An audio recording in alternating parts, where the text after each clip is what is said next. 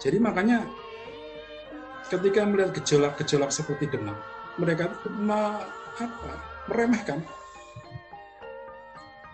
Kalau meremehkan sekaligus mereka berbentrok dengan sesama bangsawan sendiri, dan mereka menganggap selain masalah mereka bentrok sama bangsawan adalah kecil.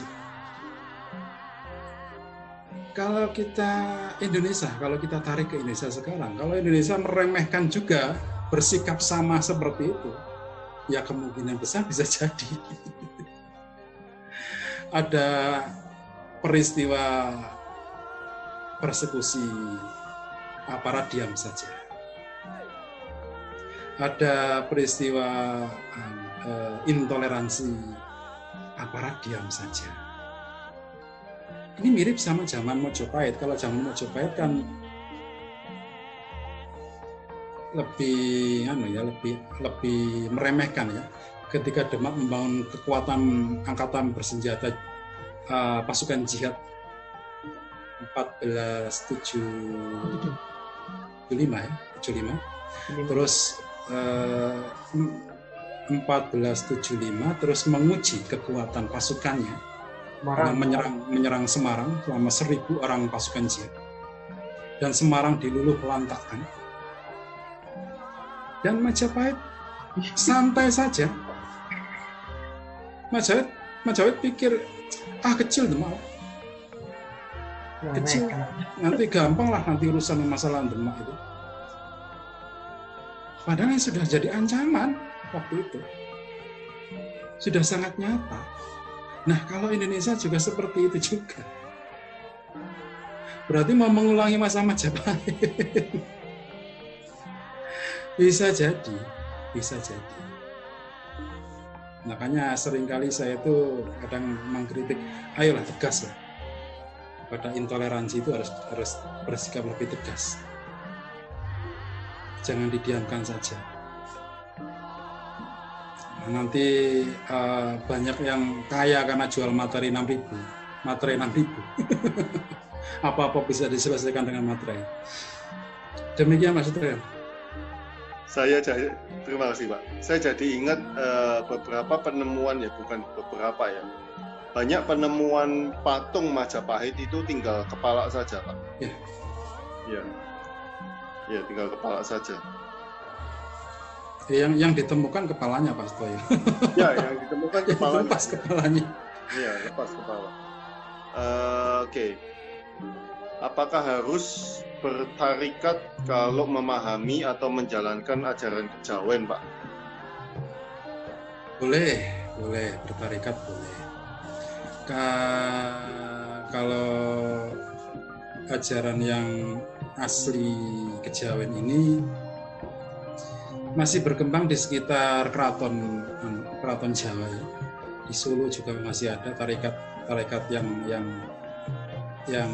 kejawen ini, yang dari Ronggo Warsito ini masih ada. Bertarekat yang lain juga boleh, karena ini nyambung dengan ajaran tarekat yang memang asalnya dari tarekat.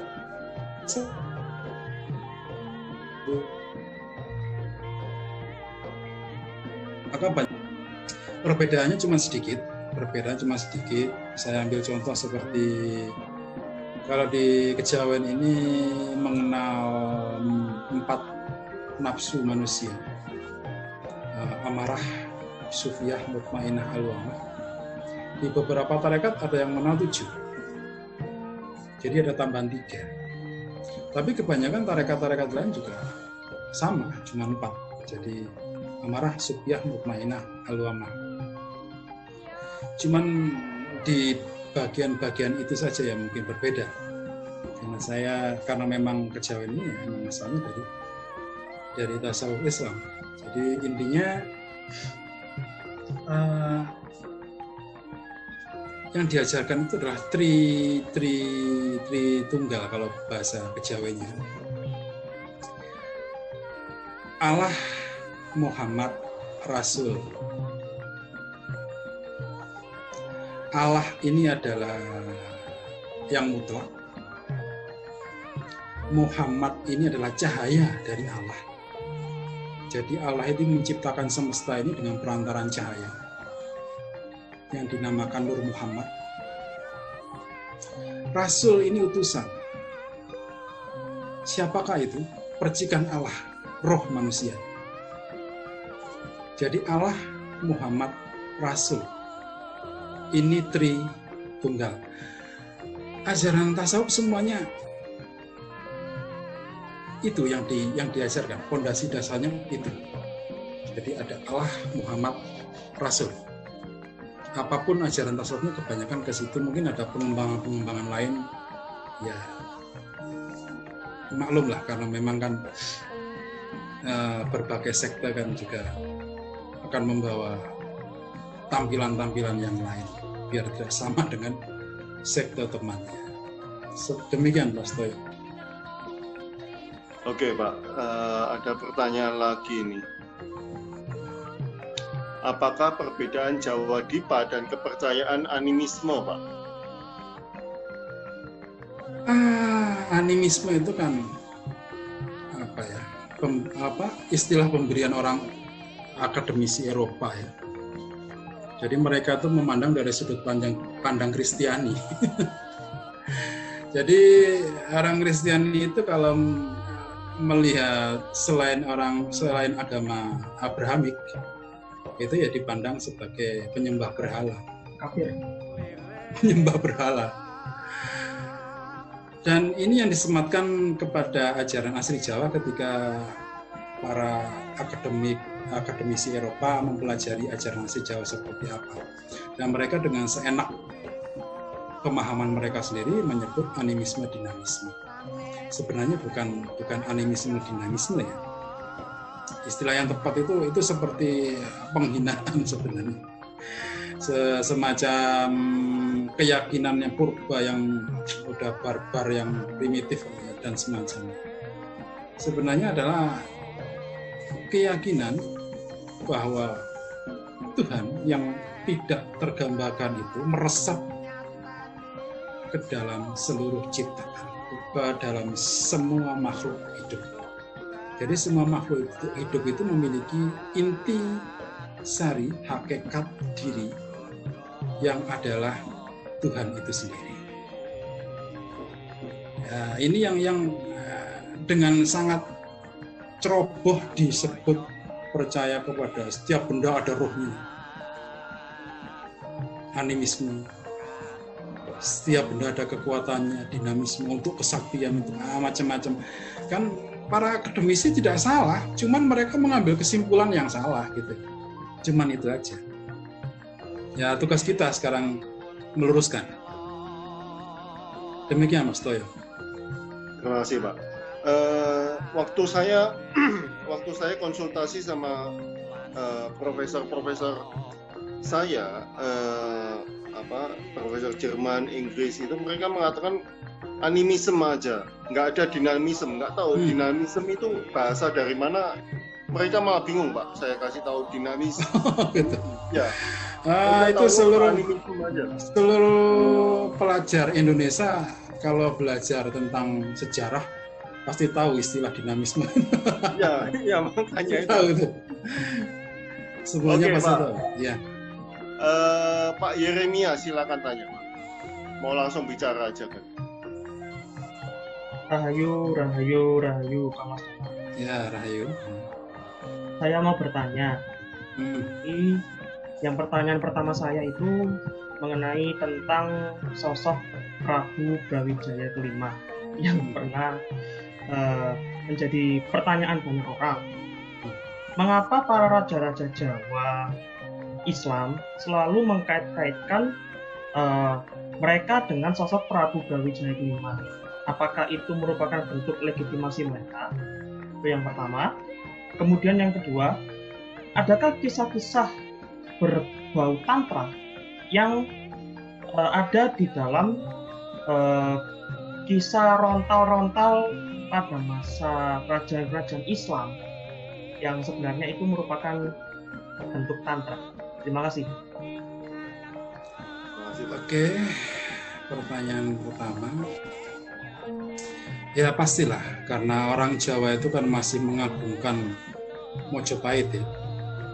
Kalau kamu mau mendirikan kerajaan baru di Jawa, katakanlah kerajaan yang bercorak, selain dengan membawa agama baru, tentu kamu tidak akan mendapat dukungan dari masyarakat Jawa kalau tidak mengait-ngaitkan dengan kerajaan Mojopahit yang besar, yang menjadi kebanggaan orang Jawa. Jadi sangat wajar sekali kalau Demak sendiri seolah-olah mengagungkan Mojopahit.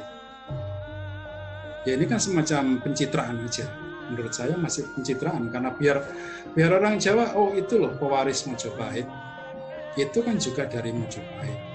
Itu kan juga putra Brawijaya Demak itu. Jadi biar masyarakat Jawa itu tidak banyak protes, tidak banyak menentang, pasti dikaitkan ke sana. Pola-pola seperti ini juga terjadi di Sunda. Kerajaan-kerajaan Islam di Sunda itu pasti mengaitkan ke Pajajaran, karena masyarakat Sunda itu sangat bangga dengan Pajajaran. Kalau sebuah kerajaan baru membawa ajaran baru dan terputus sepenuhnya dari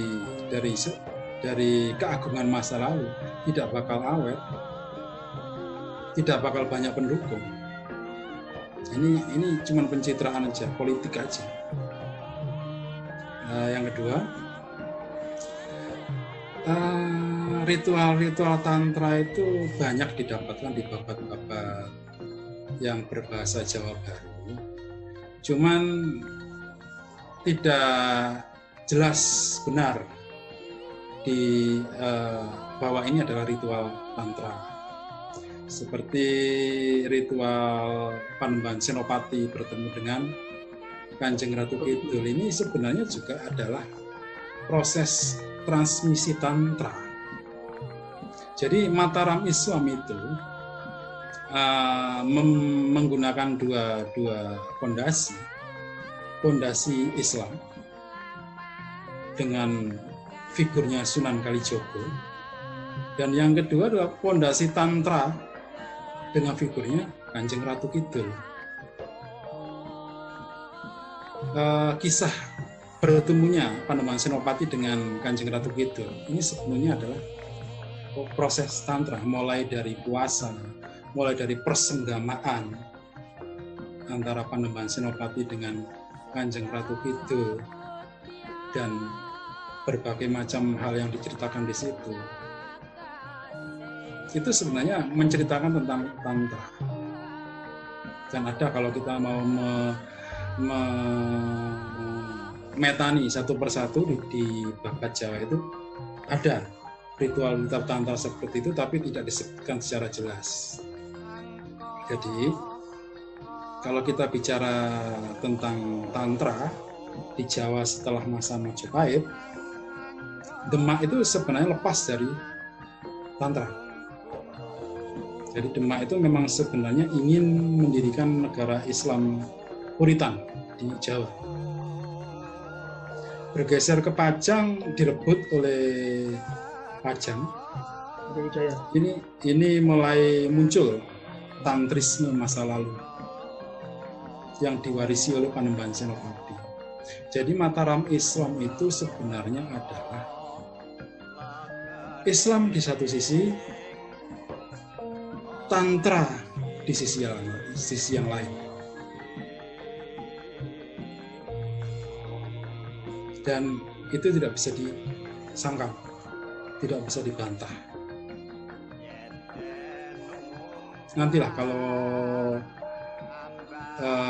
berbicara tentang tantra di masa kejawen, mungkin nanti kita buat diskusi sendiri, karena saya juga sudah mencatat beberapa di dalam babat beberapa bab yang menampilkan tantrisme di masa Jawa sudah Islam. Termasuk ritual Gunung Kemukus itu juga tantra juga. Ritual Gunung Kemukus di Sragen itu tantra juga. Seperti itu. Terima kasih, Pak. Terima kasih, Kang Samar. Ya. Ini seperti kerajaan Thailand, Pak. Ya. Kerajaan Thailand itu sekarang La